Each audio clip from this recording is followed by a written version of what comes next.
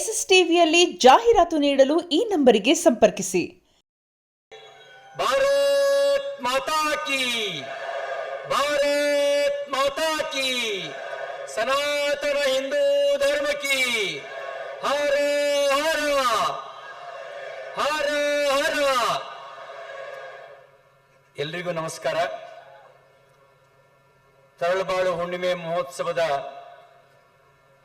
ದಿವ್ಯ ನೇತೃತ್ವವನ್ನು ವಹಿಸಿರ್ತಕ್ಕಂಥ ಪರಮ ಪೂಜ್ಯ ಜಗದ್ಗುರು ಡಾಕ್ಟರ್ ಶಿವಮೂರ್ತಿ ಶಿವಾಚಾರ್ಯ ಮಹಾಸ್ವಾಮಿಗಳವರ ಪಾದಾರವಿಂದಗಳಿಗೆ ನಮಿಸಿ, ವೇದಿಕೆಯ ಮೇಲೆ ಮತ್ತು ವೇದಿಕೆಯ ಮುಂದೆ ಉಪಸ್ಥಿತರಿರ್ತಕ್ಕಂಥ ಎಲ್ಲ ಸರ್ವ ಶರಣೆಯರಲ್ಲಿ, ಶರಣ ಬಂಧುಗಳಲ್ಲಿ ನಮಸ್ಕಾರಗಳನ್ನು ವ್ಯಕ್ತಪಡಿಸಿ, ನನ್ನ ವಿಷಯ ಸಮಾಜ ಮತ್ತು ರಾಜಕಾರಣ. ಒಂದು ತಾಯಿ, ಇನ್ನೊಂದು ಮಗು. ಸಮಾಜ ತಾಯಿ, ರಾಜಕಾರಣಿ ಅವನ ಮಗು, ಅದ್ರ ಕೂಸದು.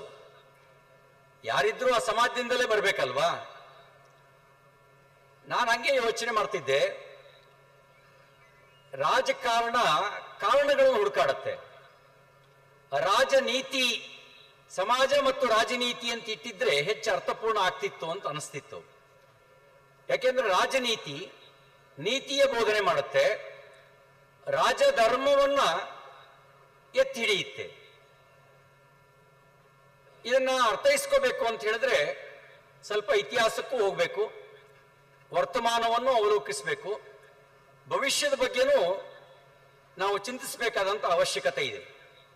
ಭಾರತೀಯ ಪರಿಕಲ್ಪನೆಯಲ್ಲಿ ಅದು ರಾಷ್ಟ್ರ ಸರ್ವೋಪರಿ ಅಂತಾನೆ ನಮ್ಮ ಹಿರಿಯರು ಚಿಂತಿಸಿದ್ದು.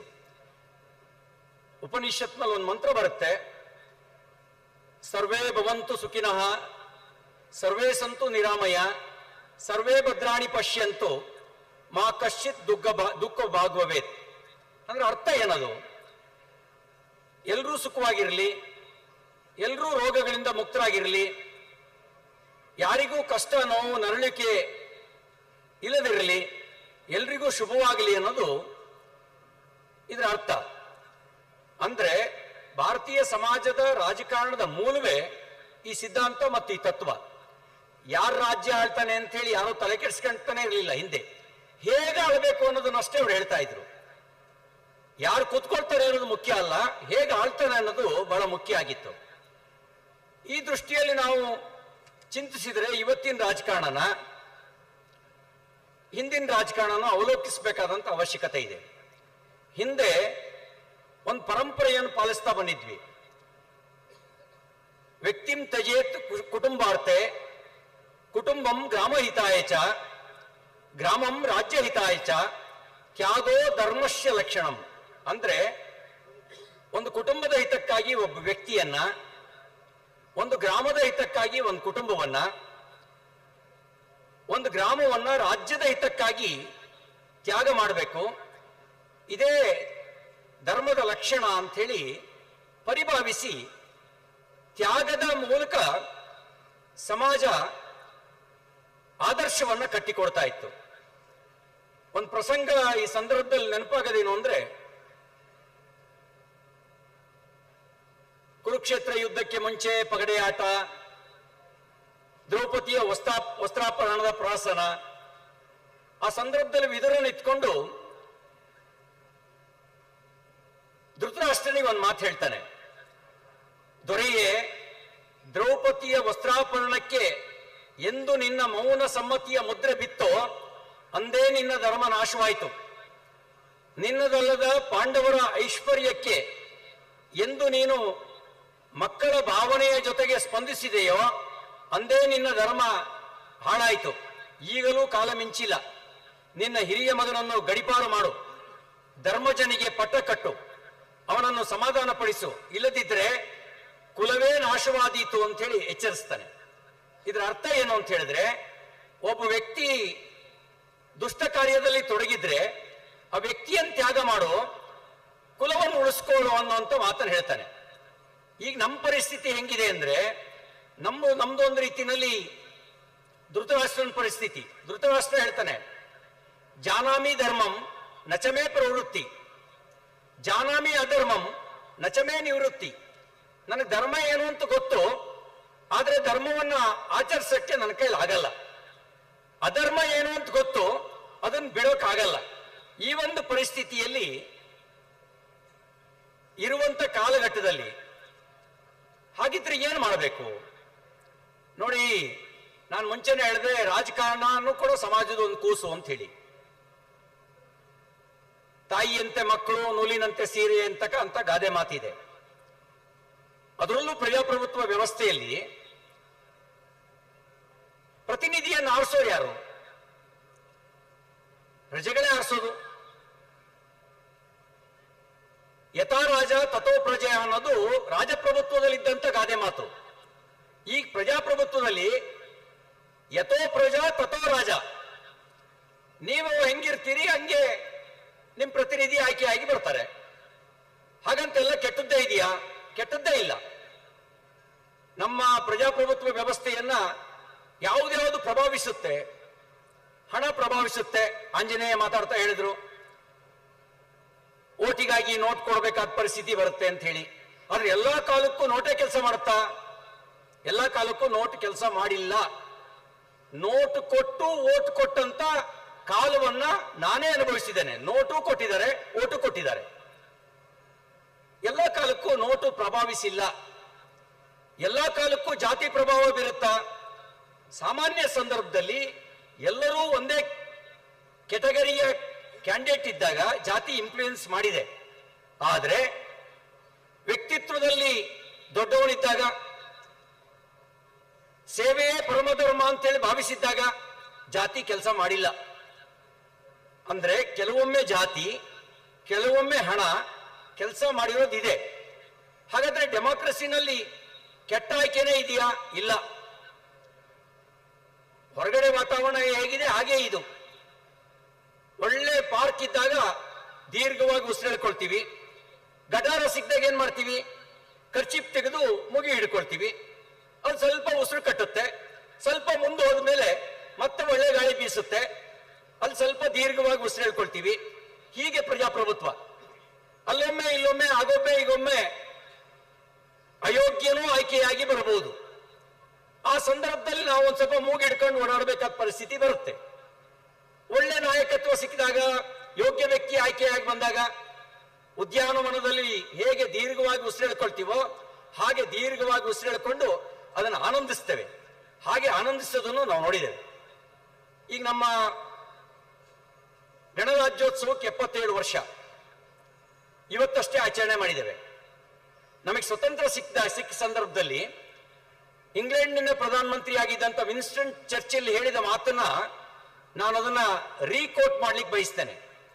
ವಿನ್ಸ್ಟನ್ ಚರ್ಚಿಲ್ ಅವತ್ತು ಹೇಳಿದ್ದು, India cannot survive without England,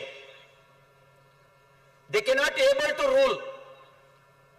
ಅಂದ್ರೆ ಭಾರತೀಯರಿಗೆ ಅವರು ಸ್ವತಂತ್ರವಾಗಿ ಆಳ್ಕೊಳ್ಳುವ ಶಕ್ತಿ ಇಲ್ಲ, ಇಂಗ್ಲೆಂಡ್ ಇಲ್ಲದೆ ಇಂಡಿಯಾ ಉಳಿಯಕ್ಕೆ ಸಾಧ್ಯ ಇಲ್ಲ ಅಂತಕ್ಕಂಥ ಮಾತನ್ನು ಹೇಳಿದ್ರು. ಇವತ್ತು ವಿನ್ಸ್ಟನ್ ಚರ್ಚಿಲ್ ಇಲ್ಲ, ಇಂಡಿಯಾ ಇದೆ. ಬರೀ ಸರ್ವೈವ್ ಆಗಿದೆ ಮಾತ್ರ ಇಲ್ಲ. We are world largest economy, 4th largest economy in the world. ಕೆಲವು ತಿಂಗಳುಗಳ ಹಿಂದೆ, ವರ್ಷದ ಹಿಂದೆ 5ನೇ ಸ್ಥಾನದಲ್ಲಿದ್ದಂತ ಇಂಗ್ಲೆಂಡ್ ಅನ್ನ ಹಿಂದಕ್ಕೆ ಹಾಕಿ ನಾವು 4ನೇ ಸ್ಥಾನಕ್ಕೆ ಬಂದ್ವಿ. ಈಗ ಚರ್ಚಿಲ್ ಇದ್ದಿದ್ರೆ ಆಗ ಹೇಳಿದ ಮಾತನ್ನು ವಾಪಸ್ ತೆಗೆದುಕೊಳ್ಬೇಕಾಗಿ ಬರ್ತಿತ್ತು. ಇಂಗ್ಲೆಂಡ್ ಅನ್ನು ಹಿಂದೆ ಹಾಕಿ ಆರ್ಥಿಕವಾಗಿ ಭಾರತ ಬೆಳೆದಿದೆ ಅನ್ನೋದು ಅರ್ಥ ಮಾಡಿಸಿದ್ದೇವೆ ಇದೇ ಪ್ರಜಾಪ್ರಭುತ್ವ ವ್ಯವಸ್ಥೆಯಲ್ಲಿ. ಅಷ್ಟು ಮಾತ್ರ ಅಲ್ಲ, ಚಂದ್ರನ ಮೇಲೆ ಕಾಲಿಟ್ಟವ್ರು ನಾವು ಮೊದಲನೇವರು ಅಲ್ಲ, ಆದ್ರೆ ಕಡಿಮೆ ಖರ್ಚಲ್ಲಿ ಕಾಲಿಟ್ಟವ್ರು ನಾವು ಮೊದಲನೇವರು. ಇಲ್ಲಿಂದ ಒಂದು ಆಟೋ ಸ್ಟಾರ್ಟ್ ಮಾಡಿದ್ರೆ ಚಂದ್ರನಿಗೆ ಮೀಟರ್ ಹಾಕು ಅಂತ ಹೇಳಿ ಚಂದ್ರನಿಗೆ ತಲುಪಿಸು ಅಂತ ಹೇಳಿದ್ರೆ ಎಷ್ಟು ಖರ್ಚಾಗುತ್ತೋ ಅದಕ್ಕಿಂತ ಕಡಿಮೆ ಖರ್ಚಿನಲ್ಲಿ ಚಂದ್ರನ ನೆಲಕ್ಕೆ ಕಾಲಿಟ್ಟು ಬಂದಂತ ಮೊದಲ ದೇಶ ಯಾವುದು ಅಂದ್ರೆ ನಾವು ಭಾರತೀಯರು. ಅಷ್ಟು ಮಾತ್ರ ಅಲ್ಲ, ಒಂದ್ ಕಾಲದಲ್ಲಿ ಇತ್ತು ಒಂದ್ ಕೆನ್ನೆಗೆ ಹೊಡೆದ್ರೆ ಇನ್ನೊಂದ್ ಕೆನ್ನೆ ತೋರಿಸು ಅಂತ. ಈಗ ಒಂದ್ ಕೆನ್ನೆಗೆ ಹೊಡೆದ್ರೆ ಇನ್ನೊಂದ್ ಕೆನ್ನೆ ತೋರಿಸಲ್ಲ, ಮುಟ್ಟಿದ್ರೆ ತಟ್ಟಿ ಬಿಡ್ತೀವಿ ಅಂತ ಹೇಳಿದ್ ಮಾತ್ರ ಅಲ್ಲ, ಸರ್ಜಿಕಲ್ ಸ್ಟ್ರೈಕ್ ಆಪರೇಷನ್ ಸಿಂಧೂರ್ ಮೂಲಕ ತಟ್ಟಿ ತೋರಿಸಿ ನಮ್ ತಂಟೆಗೆ ಬಂದ್ರೆ ಹುಷಾರ್ ಅನ್ನುವಷ್ಟು ತಾಕತ್ತನ್ನು ಬೆಳೆಸ್ಕೊಂಡಿರ್ತಕ್ಕಂಥ ರಾಷ್ಟ್ರ ಭಾರತ. ಇದೆಲ್ಲ ಹೇಗ್ ಸಾಧ್ಯ ಆಗಿದ್ದು? ಇದೆಲ್ಲ ಇದೇ ಪ್ರಜಾಪ್ರಭುತ್ವ ವ್ಯವಸ್ಥೆಯಲ್ಲಿ ಇದೇ ಸಮಾಜ ಯೋಗ್ಯ ರೀತಿಯಲ್ಲಿ ಆಲೋಚನೆ ಮಾಡಿ ಆಯ್ಕೆ ಮಾಡಿದ್ರಿಂದ. ನೀವು ಯೋಗ್ಯ ರೀತಿಯಲ್ಲಿ ಆಲೋಚನೆ ಮಾಡದೇ ಇದ್ದಿದ್ರೆ ನಾವು ವರ್ಲ್ಡ್ ಲಾರ್ಜೆಸ್ಟ್ ಎಕಾನಮಿ ಆಗ್ತಿರ್ಲಿಲ್ಲ, 4th ಲಾರ್ಜೆಸ್ಟ್ ಎಕಾನಮಿ ಆಗ್ತಿರ್ಲಿಲ್ಲ. ಯೋಗ್ಯ ರೀತಿಯಲ್ಲಿ ಆಯ್ಕೆ ಮಾಡದೇ ಇದ್ದಿದ್ರೆ ಈಗಲೂ ಕೆನ್ನೆಗೆ ಹೊಡೆಸ್ಕೊಂತಾನೆ ಇರಬೇಕಿತ್ತು. ಆ ಕಾಲ ಇದಿಲ್ಲ. ಹಾಗಾಗಿ ಈ ವ್ಯವಸ್ಥೆಯಲ್ಲಿ ಒಳ್ಳೇದನ್ ತರೋದು ಕೆಟ್ಟದನ್ ತರೋದು ಯಾರ ಕೈಲಿದೆ ಅಂದ್ರೆ ಅದು ನಿಮ್ ಕೈನಲ್ಲೇ ಇದೆ, ಇಲ್ಲಿರುವಂತ ನಿಮ್ ಕೈನಲ್ಲೇ ಇದಿದೆ ಅಂತಕ್ಕಂಥ ಮಾತನ್ನ ಈ ಸಂದರ್ಭದಲ್ಲಿ ಹೇಳ್ತಾ, ರಾಜಕಾರಣಿ ಏನ್ ಮಾಡ್ಬೇಕು? ಸಮಾಜನ ಲೀಡ್ ಮಾಡಬೇಕು, ಸಮಾಜವನ್ನ ಮಿಸ್ಲೀಡ್ ಮಾಡಬಾರ್ದು. ಲೀಡ್ ಮಾಡುವವನು ಮಾತ್ರ ಯೋಗ್ಯನಾಗ್ತಾನೆ.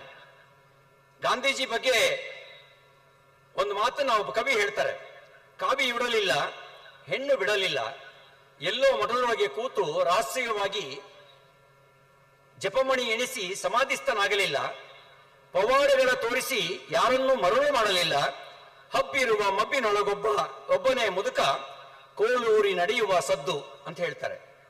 ಅಂದ್ರೆ ಹೇಗೆ ಸಮಾಜವನ್ನು ಲೀಡ್ ಮಾಡಿದ್ರು ಅನ್ನೋದನ್ನ ಈ ರೀತಿ ಅವ್ರು ತೋರಿಸ್ತಾರೆ. ಒಬ್ಬನೇ ಮುದುಕ ಕೋಲೂರಿ ನಡೆಯುವ ಸದ್ದು ಅಂತ ಹೇಳಿ, ಅಂದ್ರೆ ಅವ್ರ ಜೀವನದ ಮೂಲಕ ಪ್ರಭಾವಿಸಿದ್ರು. ಅವ್ರ ಕಾಲದ ನಂತರನೂ ಕೂಡ ಜಗತ್ತನ್ನ ಪ್ರಭಾವಿಸ್ತಾ ಇರ್ತಕ್ಕಂಥ ಒಬ್ಬ ವ್ಯಕ್ತಿತ್ವವಾಗಿ ಅವ್ರು ಉಳ್ಕೊಂಡ್ರು.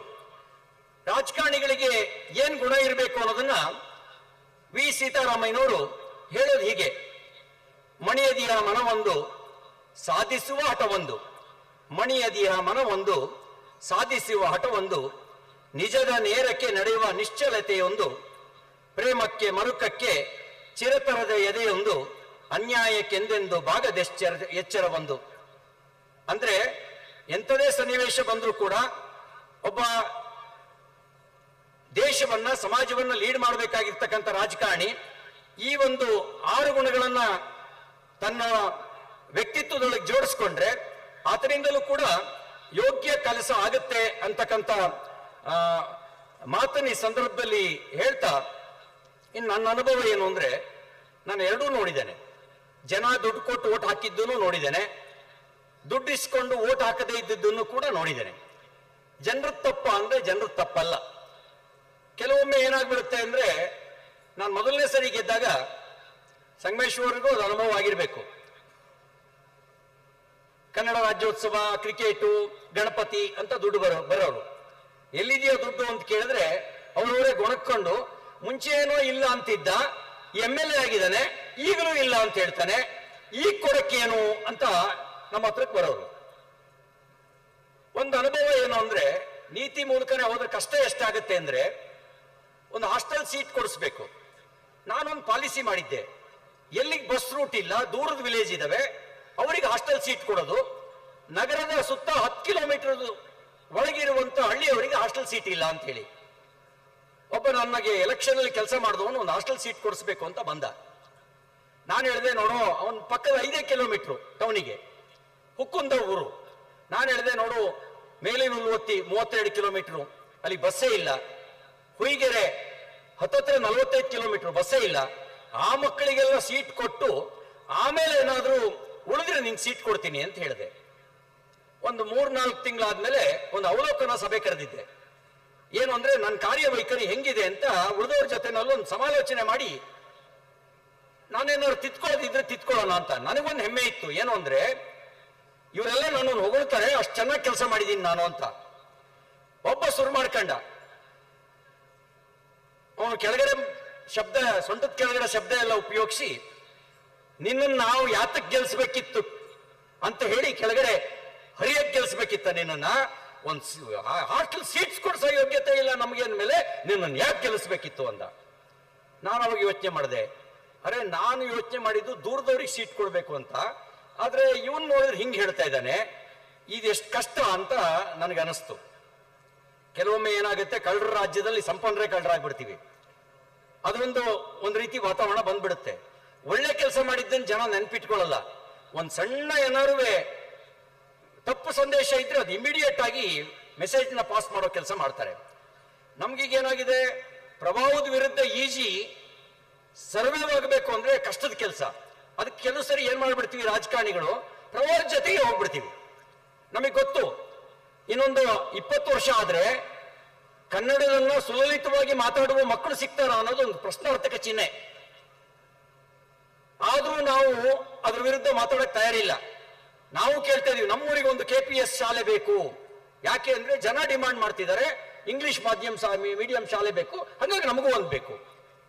ಈ ಪರಿಸ್ಥಿತಿಗೆ ನಾವು ಬಂದ್ಬಿಟ್ಟಿದೀವಿ. ನಿಮಗೂ ಒಂದು ವಿನಂತಿ ಅಂದ್ರೆ, ಇತ್ತೀಚೆಗೆ ಬಿಗ್ ಬಾಸ್ ಯಾರ್ಯಾರಿಗೆ ಓಟ್ ಹಾಕಿದ್ರು ನಂಗೆ ಗೊತ್ತಿಲ್ಲ, ಆ ಗಿಲ್ಲಿಯನ್ನ ನೀವು ಅವನನ್ನ ನಂಬರ್ 1 ಸ್ಥಾನಕ್ಕೆ ತರಬೇಕು ಅಂತ ತಲೆ ಕೆಡಿಸ್ಕೊಂಡಷ್ಟು ನಮ್ಮ ಪ್ರತಿನಿಧಿ ಎಂತವನೇ ಇರಬೇಕು ಅಂತ ತಲೆ ಕೆಡಿಸ್ಕೊಂಡು ಓಟ್ ಹಾಕಿದ್ರೆ ಯಾವ ಸಮಸ್ಯೆನೂ ಇರಲ್ಲ, ಒಳ್ಳೆ ಕೆಲಸ ಆಗೇ ಆಗತ್ತೆ. ಒಬ್ಬ ವಾಟ್ಸಪ್ ಸಂದೇಶದಲ್ಲಿ ಹೇಳಿದ್ದ, ಆ ಬಿಗ್ ಬಾಸ್ ಅನ್ನೋದು ಒಂದು ಈವೆಂಟು, ಆ ಈವೆಂಟಿಗೆ ಜನ ತಲೆ ಕೆಡಿಸ್ಕೊಂಡು ಓಟ್ ಹಾಕಿದ್ರಲ್ಲ, ದೇಶವನ್ನು ಲೀಡ್ ಮಾಡುವನು, ಸಮಾಜವನ್ನು ಲೀಡ್ ಮಾಡುವನು ಎಂತವನು ಇರಬೇಕು ಅಂತ ಹೇಳಿ ಇವನು ಯೋಗ್ಯನೋ ಅಯೋಗ್ಯನೋ ಅಂತ ಒಂದು ಕ್ಷಣ ಯೋಚನೆ ಮಾಡಿ ಓಟ್ ಹಾಕಿರೋ ಸಾಕು, ನಮ್ಮ ದೇಶ ಯಾವ ಜಗತ್ತಿನಲ್ಲಿ ಎಲ್ಲ ದೇಶವನ್ನು ಹಿಂದಾಕಿ ನಂಬರ್ 1 ಸ್ಥಾನಕ್ಕೆ ಬರುತ್ತೆ ಅಂತ ಹೇಳಿದ. ನಮ್ಮ ದೇಶದಲ್ಲಿ ಚಾರಿತ್ರ್ಯಕ್ಕೆ ಬೆಲೆ ಕೊಟ್ಟರು. ಚಾರಿತ್ರ್ಯವಂತರಿಂದ ಚರಿತ್ರೆ ನಿರ್ಮಾಣ ಆಯ್ತು. ನಾವು ಯಾವುದಕ್ಕೆ ಬೆಲೆ ಕೊಡ್ತಾ ಇದ್ದೀವಿ? ನಾವು ಗ್ಯಾರಂಟಿಗೆ ಬೆಲೆ ಕೊಡ್ತೀವಾ, ಅಥವಾ ಒಂದಿನದ ಹಣ ಹೆಂಡಕ್ಕೆ ಬೆಲೆ ಕೊಡ್ತೀವಾ, ಅಥವಾ ಜಾತಿ ಅನ್ನುವಂಥ ವ್ಯಾಮೋಹಕ್ಕೆ ಯೋಗ್ಯತೆ ಇಲ್ಲದೆ ಇದ್ರೂ ಕೂಡ ನಾವು ಬಲಿಯಾಗ್ತೇವಾ? ಆಲೋಚಿಸಬೇಕಾದ ಅವಶ್ಯಕತೆ ಇದೆ. ಒಂದು ಪುಟ್ಟ ಕಥೆಯನ್ನು ಹೇಳಿ ನಾನು ಮಾತು ಮುಗಿಸ್ತೇನೆ. ಒಂದು ಊರಿನಲ್ಲಿ ಒಬ್ಬ ಜ್ಯೋತಿಷ್ಯಕಾರ ಇದ್ದ. ಕರಾರುವಕ್ಕಾಗಿ ಭವಿಷ್ಯ ಹೇಳ್ತಿದ್ನಂತೆ. ದಿನೇ ದಿನೇ ದಿನೇ ಅವನ ಪ್ರಭಾವ 10 ಊರಿಗೆ ಬೆಳೀತು.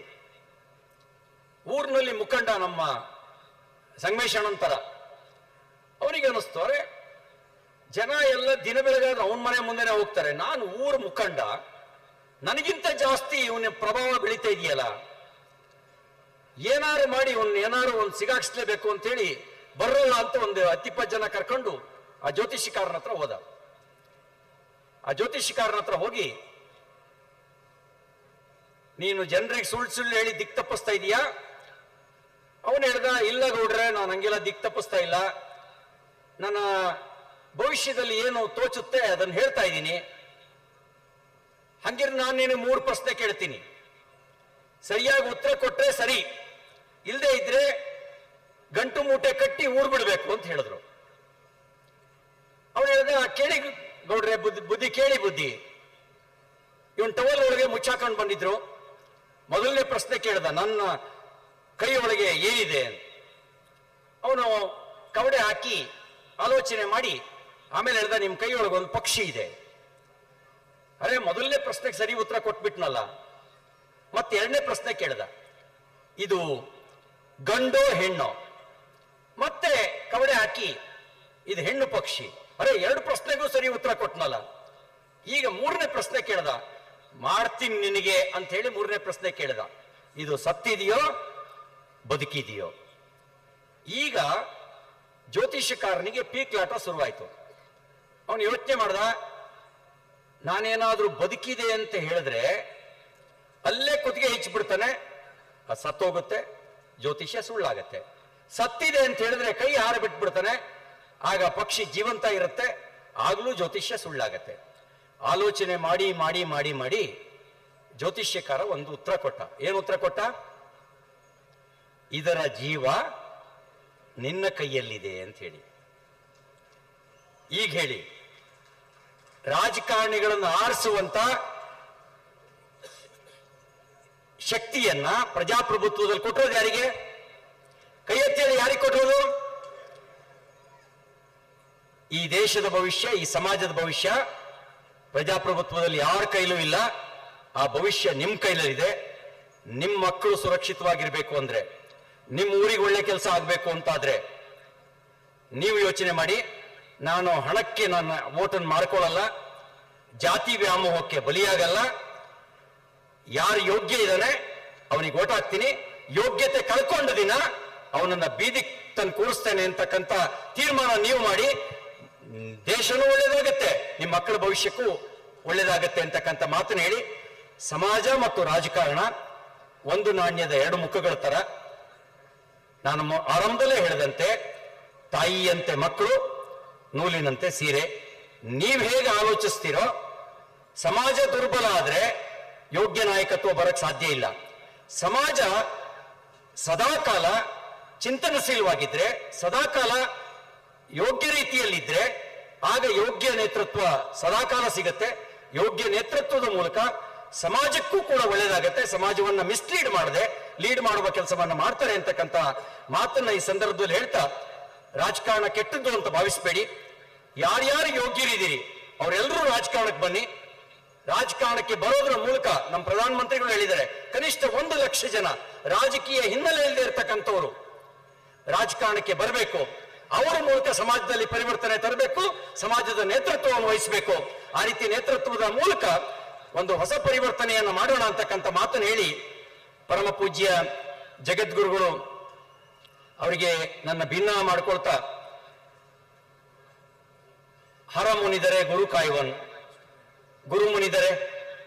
ಹಾಗಾಗಿ ಸದಾಕಾಲ ನಮ್ಮ ಒಳ್ಳೆ ಕಾರ್ಯಕ್ಕೆ ನಿಮ್ಮ ಆಶೀರ್ವಾದ ಇರಲಿ.